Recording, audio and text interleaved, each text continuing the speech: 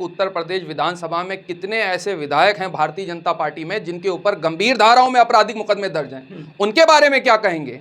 अपराध मुक्त कहते हैं। मुख्यमंत्री योगी आदित्यनाथ जी पे कितने मुकदमे थे जो उन्होंने अपने मुकदमे वापस ले लिए? केशव प्रसाद मौर्य पे कितने मुकदमे थे जो उन्होंने बात कर लिए अपने ऊपर? और तमाम लिस्ट भरी हुई है। ऐसे कितने लोकसभा सांसद हैं उत्तर प्रदेश से आते हैं जिनके ऊपर गंभीर धाराओं में आपराधिक मुकदमे हैं। आज भी उत्तर प्रदेश के अंदर घटनाएं हो रही हैं। उत्तर प्रदेश के अंदर महिला उत्पीड़न हो रहा है या नहीं हो रहा है? एनसीआरबी का आप डेटा देखेंगे तो सबसे ज्यादा यह पता चलेगा कि महिला उत्पीड़न कहां है। क्या दलितों के साथ उत्पीड़न नहीं हो रहा है? ओबीसी समाज के साथ उत्पीड़न नहीं हो रहा है? तमाम जगह उत्पीड़न है, कहां नहीं उत्पीड़न? आप बताइए। साधुओं का प्रदेश है भाई, सबसे ज्यादा कावड़िया नहीं, साधुओं की बात तो वो करे ना। अभी जो है वो साधु साहब बैठे हुए हैं, अभी मुक्तेश्वरन महाराज जी वो बैठे हुए हैं। बटुक ब्राह्मणों का किस तरीके से बाल खींचे गए हैं वो तो बार बार अपनी गाथा रो रो करके बता रहे हैं। बोले ना उस पे, उन पे तो बोल नहीं रहे हैं। और कितना ब्राह्मण समाज उनसे खुश है वो देखने वाली बात है। तमाम तरीके की नजीरें भरी पड़ी हूँ। वो है ना, औरों के ख्यालात की ले लेते हो तलाशी, लेकिन अपने गिरबान में झांका नहीं जाता। आज जो उत्तर प्रदेश के हालात बने हुए हैं उसके ऊपर तो सुप्रीम कोर्ट की भी एक टिप्पणी है कि उत्तर प्रदेश के अंदर जो है जंगल जैसे हालात हैं। आप उसके ऊपर बात करना नहीं चाहते? करिए ना, आइए बात करते हैं। एनसीआरबी के डेटा के ऊपर बात करते हैं। पर कैपिटा आय के मामले में उत्तर प्रदेश कहां पर है? बेरोजगारी के मामले में उत्तर प्रदेश कहां पर है? पलायन उत्तर प्रदेश में कितना है? महिला उत्पीड़न कितना है? दलित उत्पीड़न कितना है? ओबीसी का उत्पीड़न कितना है? मैं तो बोलता हूं there is no justice for Muslim, Dalit, OBC and जो महिलाएं उनके लिए नहीं है। उनके लिए जस्टिस कहां हम तलाशेंगे? है नहीं उत्तर प्रदेश में। लेकिन जो बोल के आए वो तो कर रहे हैं ना। कावड़ियों के लिए रास्ता खोल दे रहे हैं, कावड़ी के लिए स्कूल बंद कर दे रहे हैं, और क्या चाहिए? अच्छा, अभी आपने देखा नहीं वो क्या हो रहा है सड़कों के ऊपर?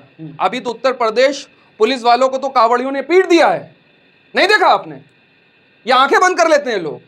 तमाम रास्ता आप चलेंगे हमारे साथ कालिंदी कुंज से, रास्ता जो ब्लॉक हुआ है 3-3 घंटे 4-4 घंटे का जाम लगा होता है। जहां 10 मिनट में पहुंच रहे हैं वहां 4 घंटे लगते हैं पहुंचने में। मैं खुद आया हूं, 4 घंटे लगे मुझे आते हुए। क्या दिक्कत है भाई? अरे क्या सरकार हिंदुओं के लिए कर रहे हैं वो चीजें। अच्छा, दिक्कत है? बिल्कुल दिक्कत है। मुझे परेशानी हो रही है। मेरे फंडामेंटल राइट्स हैं, मुझे तकलीफ हो रही है। ट्रैफिक जाम पड़ा हुआ, उसके लिए आपको नए रास्ते करना चाहिए। हम ये नहीं कह रहे कावड़ यात्रा नहीं होना चाहिए, होनी चाहिए, प्रॉपर वे में होना चाहिए। उनके लिए नए रूट्स जो हैं वो लगाना होंगे, प्रॉपर वे देना पड़ेगा, लेकिन आम जनमानस को नुकसान ना हो।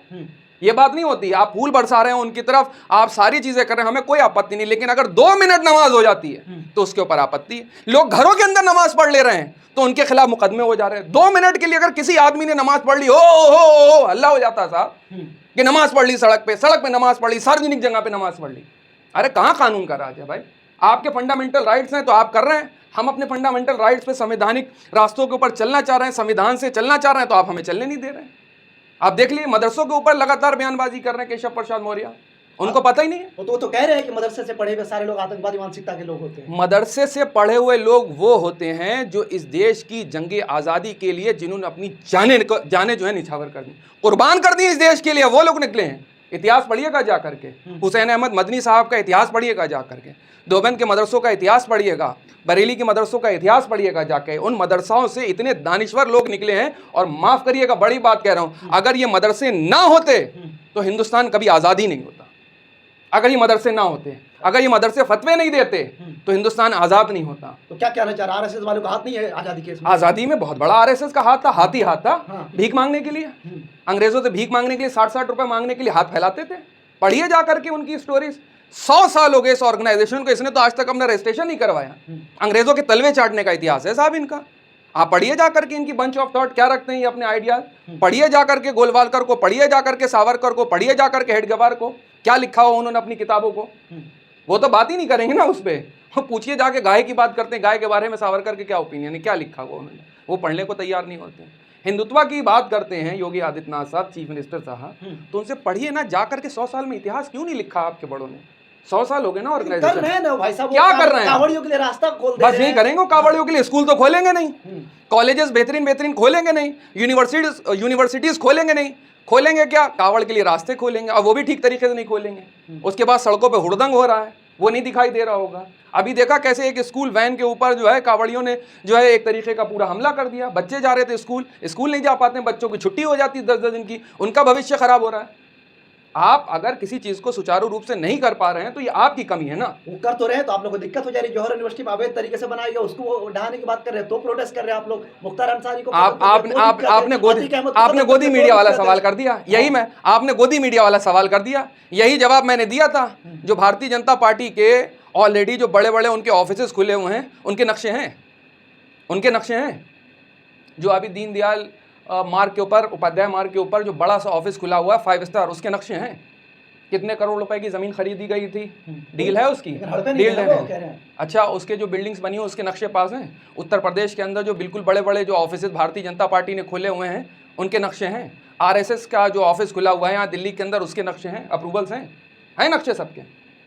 अरे नक्शे हैं, हड़पे नहीं है ना। दिखा दें, लीज डीड दिखा दें ला करके, सेल डीड दिखा दें आ करके। अरे जो जिन्होंने राम मंदिर को नहीं छोड़ा चंदा चोरी में, वो आपको लगता है कि और लोगों को छोड़ देंगे? जो प्रभु श्री राम जी की नहीं हो पा रहे हैं, प्रभु श्री राम जी के मंदिर के ऊपर जो है आकर के उनकी चढ़ावा चोरी कर ले रहे हैं, चंदा चोरी कर ले रहे हैं, आप उनसे तवक्को कर रहे हैं वो न्याय की बात करेंगे? भाजपा वाले कह रहे वो इंटरनल मामला है, एमआईएम वाले क्यों इस पे बोले? इंटरनल मामला कहाँ से हो गया? लूट का मामला इंटरनल होता है क्या? अब इसमें भी होने लगा कि हम लूटेंगे तो अलग लूटेंगे, तुम्हारी लूट जो है लूट है, हमारी लूट जो है वो छूट है। लूट पे छूट ऑफर चला रहे हैं क्या ये? योगी आदित्यनाथ कह रहे हैं अगर सभ्यता सीखनी है तो हिंदुओं से सीखिए। अच्छा, तो योगी आदित्यनाथ जी सभ्यता सिखाएंगे या इस देश का संविधान जो है हमको सभ्यता से चलने का अधिकार देता है? और अगर उनसे सीखने लगे तो फिर भाई साहब हिंदुस्तान के अंदर तो जो हो रहा है वो हम देख ही रहे हैं, पूरी दुनिया में डंका पिट रहा है।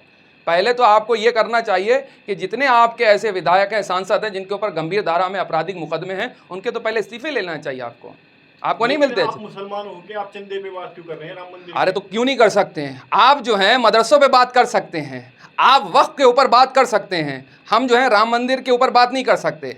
वक्फ के ऊपर फिर क्यों बात कर रहे हैं? वक्फ तो हमारी है ना, हमारी वक्फ की प्रॉपर्टीज है, चीजें आप कानून लेकर के आ रहे हैं, आप क्यों बात कर रहे हैं? आप जो है लेकर के आ रहे हैं मदरसों के ऊपर आप बोल रहे हैं, क्यों बोल रहे हैं? हमारा इंटरनल मैटर है। हम ट्रिपल तलाक के ऊपर हमारा इंटरनल मैटर है, हम उस पर डिसाइड करते हैं क्या है, आप उसमें मदाखलत कर रहे हैं, आप हमारी शरीयत के अंदर मदाखलत कर रहे हैं, आप यूसीसी लेकर के आ रहे हैं, बिल्कुल वायलेट कर रहे हैं, आप फंडामेंटल राइट्स को आर्टिकल 25, 26, 27, 28 को वायलेट कर रहे हैं। तो आप हमारी सारी चीज़ों पर बोल सकते हैं, मस्जिदों पर आप बोल रहे हैं, है ना, मदरसों पे आप बोल रहे हैं, ट्रिपल तलाक पे आप बोल रहे हैं, मुसलमानों के खिलाफ आप बोल रहे हैं। हम आपके राम मंदिर के अंदर आपने डकैती करी उसको बताए भी ना, वो तो खुलेआम हो गई ना, खुलेआम है ना, डकैती होगी, चोरी होगी। तो वो यही तो कह रहे हैं अगर आपने चंदा दिया तो रसीद दिखाओ फिर बात करेंगे आपसे। अरे जिन्होंने चंदा दिया उनकी रसीदें नहीं मिल रही हैं तो औरों की कहाँ मिलेंगी? आप पहले उनके ऊपर फैसला कर दीजिए, पहले अपने अंदर झांकिए ना कि क्या आप कर रहा है, फिर उसके बाद बात करिए। तमाम नज़ीरें। अच्छा, यूपी चुनाव में अब की बार क्या होने जा रहा है ये बताइए? देखिए, यूपी चुनाव के अंदर जो है इस बार बहुत बड़ा कुछ होने जा रहा है। देखिए, मैं बार बार कहता हूं, हैदराबाद की बिरयानी और हैदराबाद की शेरवानी का कोई तोड़ नहीं है साहब। हाँ, नहीं सरकार बनाएगी, लेकिन हमारे बिना मुझे नहीं लग रहा कि सरकार बनेगी। दूसरी सबसे बड़ी बात कह रहे हैं, मैंने तो आपसे कहा हैदराबाद की शेरवानी, चेहरा है नूरानी, खा के हैदराबादी बिरयानी, खड़ी करने वाले हैं सबकी परेशानी। उत्तर प्रदेश में तो असदुद्दीन ओवैसी साहब ने लोगों को बोला है कि हम अलायंस करने के लिए तैयार हैं। अध्यक्ष ने कहा है कि परेशानी है, शेरवानी जो है वो परेशानी, तो उनके लिए तो परेशानी होगी, उनको समझाया भी तो बिहार के अंदर माजी से सीखा नहीं उन्होंने। और अच्छा, परेशानी अगर शेरवानी परेशानी है तो अच्छी बात है, तो आप फिर हरियाणा के अंदर क्यों हारे? आप हरियाणा के अंदर क्यों हारे उसका जवाब दीजिए ना। आप दिल्ली के अंदर क्यों नाकामयाब हुए उसका जवाब दीजिए ना। आप जो है मध्य प्रदेश के अंदर हारे, छत्तीसगढ़ के अंदर हारे, उसके बाद महाराष्ट्र के अंदर हारे। अलायंस तो आपने उद्धव ठाकरे के साथ भी करा था, जो बहुत बड़े हिंदुत्व के झंडा बरदार, फरमा बरदार बने होते हैं। आरएसएस से तो बड़ी अच्छी साठगांठ है ना। कल ही आदरणीय राहुल जी ने कहा कि आरएसएस ने कब्जा कर लिया बहुत सी संस्थानों में, तो मैं कहना चाहता हूं कांग्रेस के अंदर आदि कांग्रेस के ऊपर भी कब्जा कर लिया आरएसएस ने। वो कहां गए लोग? कांग्रेस के अंदर रह करके, और जो एजेंट बने हुए थे आरएसएस के, चंदा खा रहे थे, वो आरएसएस से ले करके पार्टी को नुकसान पहुंचाया उन लोगों ने। पहले उनके बारे में देखें, फिर दूसरों को नसीहत दें आकर के। अभी तो बंगाल, राजस्थान सब जगह हारे, आप कौन सा जीते? नहीं, क्यों? हम जितनी ताकत और कुव्वत के साथ हैं, हमारा एवरेज स्ट्राइक रेट देख लीजिए। बिहार के अंदर हम पहले भी 5 सीटों पे थे, हम तो 6 जीते हुए थे, एक तो कैसे हार गई वो तो आप भी जानते हैं। हम तो 5 सीटें मांग रहे थे, और इसी तरीके से हम उत्तर प्रदेश में अलायंस करने को तैयार हैं। लगातार कोशिशें जारी हैं, लेकिन उसके बाद नुकसानात होते हैं तो रोते हैं बैठ करके कि वो वैसी साहब हरा गए आकर के, एमआईएम वाले हरा गए आकर के। अरे आपकी सियासत नाकामयाब है, आपकी स्ट्रेटेजीज पॉलिसीज जो हैं वो नाकामयाब है, और दोष जो है दूसरों के ऊपर आप मढ़ देते हैं। जहाँ जहाँ हम नहीं लड़े चुनाव, वहाँ आप क्यों हारे उसका जवाब नहीं है। और अगर ज़्यादा आपके अंदर तवक्को है तो एक दिन 1-on-1 बैठ करके असदुद्दीन ओवैसी साहब से डिबेट कर लीजिए, पता चल जाएगा।